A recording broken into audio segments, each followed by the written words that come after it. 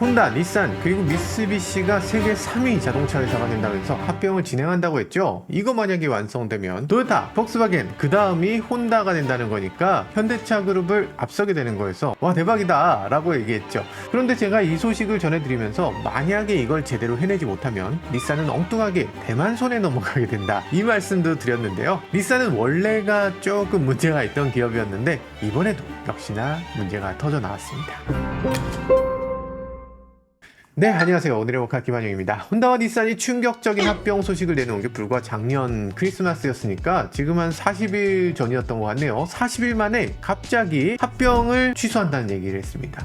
이게 무슨 얘기인가? 합병을 취소한다는 건 알겠어. 그런데 애초에 그럼 합병을 왜 한다고 하는 거였나? 그 이유가 뭔지 잘 모르실 텐데 아주 중요한 이유가 있으니까 요거 말씀드려야 될 것 같습니다. 지난번 영상 요거 보시면 되는데요. 20분 넘으니까 압축해서 말씀드리자면 닛산은 90년대 망할 뻔했습니다. 거의 뭐 적자가 수십조에 달했어요. 그래서 망할 뻔한 닛산을 어떻게 되살려야 되는 상황. 그래서 여기저기 전 세계 여러 자동차 회사에 우리 회사를 사주세요 하고 요청을 했는데 그 결과 99년에 르노가 닛산을 인수하게 됐죠. 그러면서 당시 닛산의 사장으로 카를로스 곤이 부임하게 됩니다. 그래서 닛산의 대대적인 구조 조정을 하죠. 그 결과 닛산은 완전히 살아났습니다. 역대 최고의 수익을 올리고 내놓는 차마다 승승장구했어요. 이렇게까지 잘 될 줄은 몰랐다. 닛산도 깜짝 놀랐고 일본도 깜짝 놀랐고 르노조차도 깜짝 놀랐던 그런 엄청난 일이 벌어지게 됩니다. 그런데 그 결과가 문제였습니다. 오히려 르노보다 매출이 더 잘 나오고 수익성도 훨씬 높아지고 말았거든요. 닛산 입장에선 생각하겠죠. 르노에서 뭐 도와준 것도 별로 없는 것 같은데 우리 스스로 할 수 있는 거였네. 우리가 구조조정하면 결국에는 흑자 나는 거였는데 이걸 가지고서 왜 저 사람들이 잘했다고 칭찬을 받지? 라는 생각을 하게 됐겠죠. 그때 당시 두 회사의 지분 관계도 문제가 있었습니다. 르노는 닛산의 지분을 굉장히 의미 있는 지분으로 갖고 있었고 닛산이 가진 르노 지분은 완전 휴지 조각에 가까운 거, 양도 적지만 실제 의결권은 전혀 없는 거여서 닛산의 불만은 점차 고조되게 되었습니다. 그런데 급기야 2018년 프랑스 정부 그리고 르노가 갑자기 닛산을 자회사로 만들겠다는 얘기를 하게 됩니다. 그러면서 파탄이 나게 됐죠. 일본 정부 닛산이 도저히 이건 받아들일 수 없다 라면서 반발하게 됐고요. 사실 닛산 입장도 이해가 됩니다. 우리가 더 크고 우리가 르노를 먹여 살리는 것 같은데 그런 상황에서 르노가 우리를 아예 잡아 먹으려고 해? 반발할 만하지. 그런데 닛산 입장에서 이걸 법적으로 막을 길이 없습니다. 왜냐하면 르노가 대주주고 의결권도 다 가지고 있기 때문에 그걸 법적으로 막을 방법이 없으니까 약간의 잘못을 크게 부풀려서 카를로스 곤을 구속해버립니다. 그 이야기는 당연히 다 아시죠. 카를로스 곤을 구속하고 자택연금을 하고 그리고 카를로스 곤이 악기에 숨어서 탈출하는 거, 이런 드라마 같은 일들이 벌어지게 됐고 그러면서 닛산은 또 요구를 하게 됩니다. 르노의 지분, 그게 문제가 되니까 그 지분을 다 내놓지 않으면, 적어도 우리하고 대등한 수준의 지분으로 낮추지 않으면 우리 가만 안 있겠다, 우리 얼라이언스를 깨트리겠다, 이렇게 얘기를 하게 됩니다. 그러면서 르노 지분을 다 없애라 라고 요구를 하는데 근데 르노가 알겠어. 그럼 우리가 가진 지분 거의 전부 너네가 사가. 너네한테 팔게. 라고 하니까 닛산 입장에서는 어떻게 됩니까? 아니 좋은데 그렇게 하면 되겠는데 당장은 내가 돈이 없고요. 당장은 내가 돈이 없으니까 너네가 알아서 그 지분을 태우든가 없애든가 어떻게 해봐 라고 요구를 하게 되죠. 르노 입장에서는 그러니까 어떻게 하겠어요. 지분을 그냥 없앨 수도 없잖아. 없앨 방법이 없습니다. 그러니까 제3자한테 맡겨. 이 프랑스 신탁은행에다가 이 지분을 맡겨서 자기네가 가진 지분을 닛산과 르노가 동일하게 맞추게 됩니다. 자 그래, 그럼 신탁은행에 맡기고 너네 경영에 이제 간섭 안 할게 퇴퇴퇴 했던 게 불과 재작년입니다. 그리고 신탁은행에 맡긴 거 그거 팔게 라고 한 게 작년 일이에요. 아직도 따끈따끈한 상태입니다. 그런데 이 과정에서 불행의 씨앗을 심어놓은 게 하나 있었는데요. 뭐냐면 이때 당시 카를로스 곤을 잡아 가둔 사람이 있을 거잖아요. 그리고서 회사를 운영하겠다고 했던 사람, 닛산에 2명이 있었는데 그 중에 한 명이 세키준이라고 하는 CEO입니다. 근데 세키준 CEO는 그렇게 해서 회사를 잘 운영했으면 좋은데 이 회사에서 정치 싸움에 밀리게 됩니다. 그래서 그분이 쫓겨나요. 회사에서 잘리고서 그분이 간 회사가 어디냐? 폭스트론입니다. 폭스트론의 CSO로 들어가게 돼요. 폭스트론이 어디냐? 애플 아이폰 만드는 회사 있잖아요. 외주 회사 이름이 폭스콘입니다. 폭스콘이라는 회사에서 애플 아이폰도 만들고 이 맥북도 만들고 뭐 모든 애플 제품을 다 만들어요. 뭐 그뿐이 아니죠. 폭스콘이라는 회사는 굉장히 커서 그래서 지금 IT 외주 쪽에서는 폭스콘이 세계 1위입니다. 대만에서, 중국에서, 그리고 인도에서 모든 곳에서 공장을 갖고 있고 이 세상에서 나오는 전자제품 중에 가장 많은 제품을 폭스콘에서 만들게 됩니다. 자, 그런 폭스콘인데 그 폭스콘이 자동차까지 만들겠다고 하면서 만든 부서가 바로 폭스트론 폭스트론입니다. 그러니까 폭스트론은 어떤 회사냐? 애플에서 아이폰을 만들어주듯이 각 자동차 브랜드에서 차를 외주로 받아다가 그 외주 생산을 해서 그 회사가 만드는 것보다 더 좋게 차를 만들어주겠다라고 하는 부서예요. 그러니까 이 회사가 추구하는 건 애플이 자체 공장을 갖고 있지 않듯이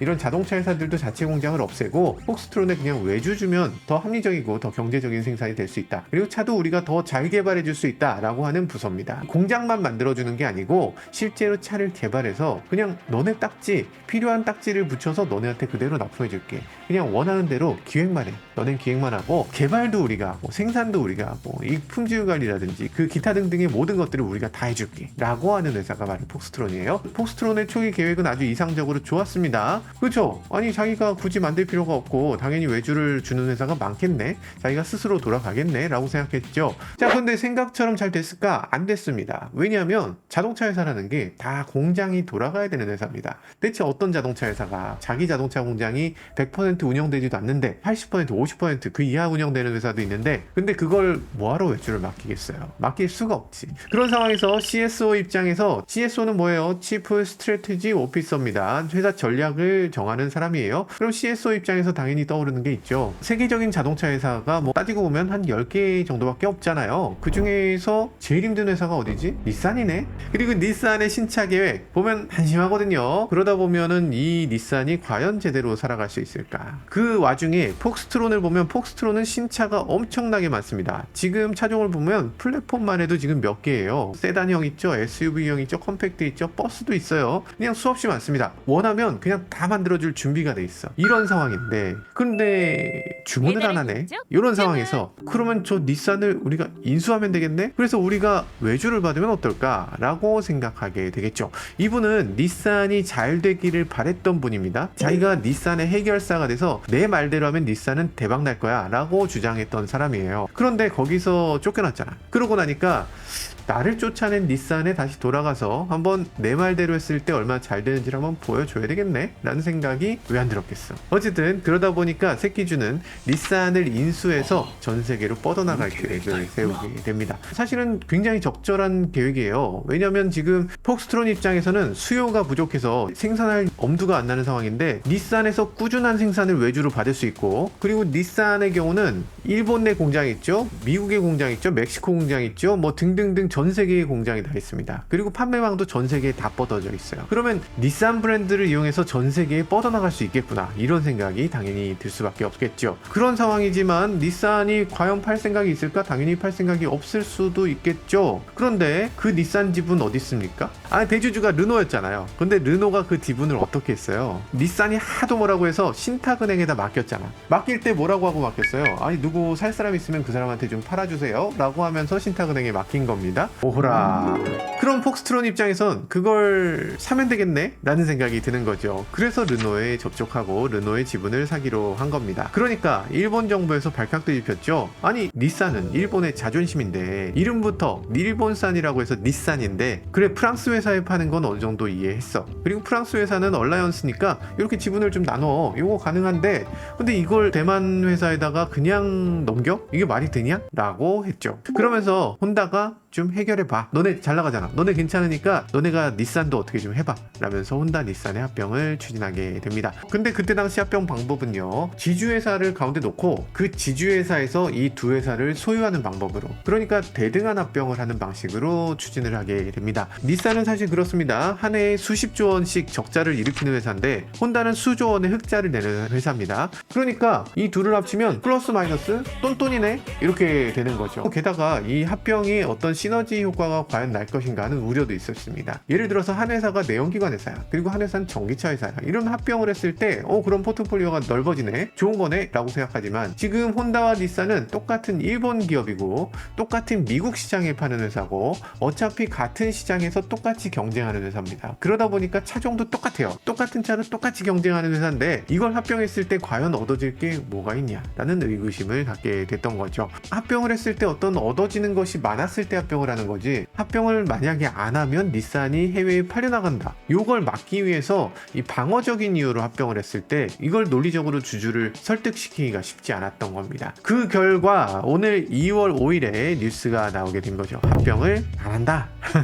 야, 이게 무슨 얘기야. 아니, 지금까지 그러면 40일 동안 뭔데, 40일 동안 주주들이나 뭐 이런 사람들 다 요거 보고서 투자도 하고 뭐 등등등 했는데 갑자기 또 안 한다 그러면 어떡해. 자, 이게 어떤 일이냐, 뉴스를 보면요, 닛산 자동차가 5일에 열린 이사회에서 혼다와의 경영통합 협상을 백지화하기로 결정했다라고 합니다. 에이, 어떤 이유냐, 혼다가 닛산을 자회사로 인수하겠다라고 하면서 닛산이 엄청나게 반발을 해서 합의에 이를 수가 없다고 판단했다라고 합니다. 그러니까 원인은 혼다가 닛산을 자회사로 편입하려고 했기 때문에 닛산 내부가 그건 받아들일 수 없다라고 얘기하는 거죠. 원래는 지주회사 있고 대등하게 결합한다면서요, 갑자기 이걸 자회사로 이렇게 바꾸면 어떡해요? 라는 얘기인데, 생각해보면 그렇습니다. 혼다 입장에서는 닛산을 보니까 와, 이거는 도저히 홀로 살아가게 만들면 안 되겠네, 우린 그냥 돈만 주는 호구님이 되겠네 라는 얘기를 하는 겁니다. 그렇기 때문에 닛산을 칼부림해야 된다 라는 얘기를 했던 거죠. 혼다 입장에서 우리의 기준으로 봤을 때 닛산의 불필요한 사업들, 불필요한 자정들, 불필요한 인원들을 정리하고 새롭게 다시 만들 수 있도록 우리가 오너십을 갖고 칼부림을 하겠다라는 얘기고, 닛산은 나는 칼부림 당하는 걸 도저히 받아들이지 않겠다라고 경영진이 판단해서,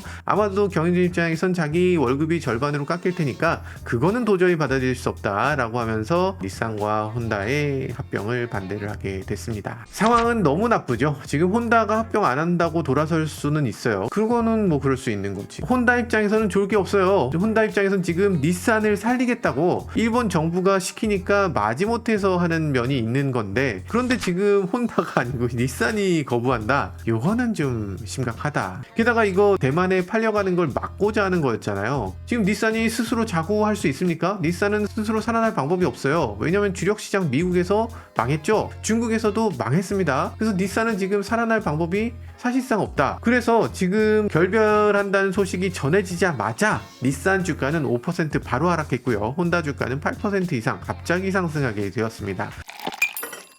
서구 언론에서는 또 다른 정보를 취재를 한 것 같은데요. 지금 파이낸셜 타임즈에 따르면요, 닛산이 합병을 거부하기 전에 애초에 르노가 닛산에 계속 바람을 넣었다는 겁니다. 닛산에 야, 그거 불공평해, 혼다가 너네를 먹는다는 거는 그건 싸게 먹으려고 하는 거야, 너네 그냥 호객님 되는 거다 하면서 계속 바람을 넣고 압박도 했다고 합니다. 이건 도대체 왜 그랬나? 왜 그러냐면 르노도 지금 현금이 부족해요. 르노도 지금 어려운 상황이고, 그러다 보니까 혼다가 닛산하고 합병하게 되면 르노가 가진 닛산 지분이 희석되게 돼버립니다. 그렇기 때문에 닛산 지분을 희석하고 자기가 가진 장부상 가치를 낮추는 것보다는 자신의 지분, 이미 신탁은행에 맡겨놓은 이 떼다놓은 지분을 누가 사주기를 바라게 되겠죠. 그래서 거기다가 경영권 프리미엄까지 얹어서 폭스콘이 이걸 사달라 라고 협상하고 있는 상황인데, 거기서 갑자기 혼다가 나서서 폭스콘은 없었던 걸로 하고요. 저희는 그냥 사이좋게 그냥 있는 대로 두 회사가 나란히 사이좋게 그냥 지낼 겁니다. 라고 한다면 도대체 이게 무슨 일인가? 다 된 밥에 콧 빠뜨리는 격이 아닌가 라는 생각을 할 수밖에 없었겠죠. 결국 르노의 입장, 폭스콘의 입장, 닛산 경영진 자신의 입장, 이런 것들이 합쳐져서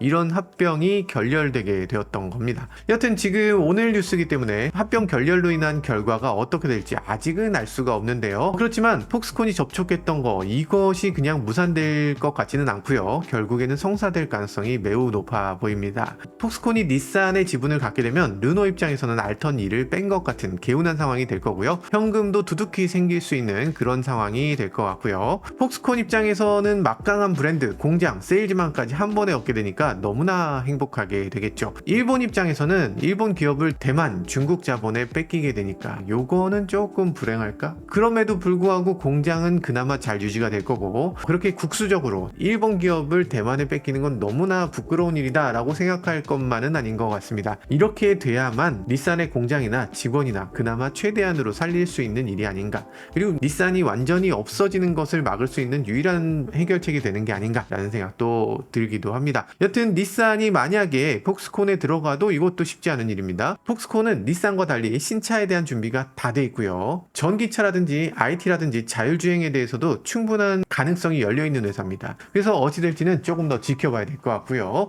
이런 것들을 보면서 우리가 당연히 느껴야 될 바가 있겠죠. 아무리 똑똑하고 찬란했던 회사라도 바보 같은 경영진 몇이 있으면 그냥 어이없게 찬밥 신세가 되는구나. 그리고 누가 됐든 간에 자신을 지킬 힘을 갖추지 못하면 결국에 동네북이 되고 마는구나 라는 교훈을 얻게 됩니다. 지금까지 저는 모카 김한용이었습니다. 감사합니다. 김한영의 모카 소차의 이야기 세상은 넓어 차들은 달려가지 하나 둘씩 펼쳐지는 차의 모험 바퀴 아래 세상은 무궁무진해